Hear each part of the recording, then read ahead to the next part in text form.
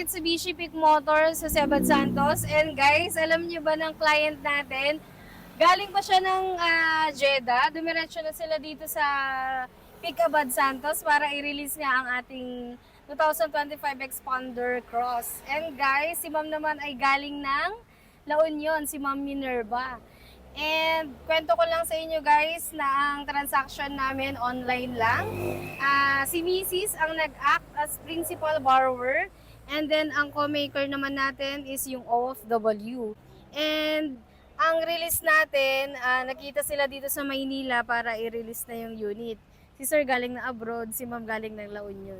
So guys, successful na i-release na natin itong unit.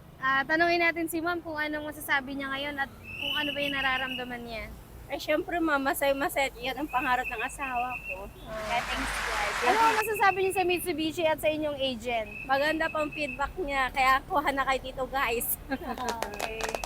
Thank you Ma'am. Mag-ingat pa kayo. Ano ang? Bakit daw po kayo sa akin nakakapag-apply? Ang daming pwedeng mapag-applyan. Kasi yung asawa ko po yung nag-search po sa kanya, nagtiwala sa kanya, kaya yun ma'am. Nakita niya maraming maraming good good feedback, kaya ayun ma'am kinuha niya. So kung napapanood mo to, baka ikaw na ang next dito.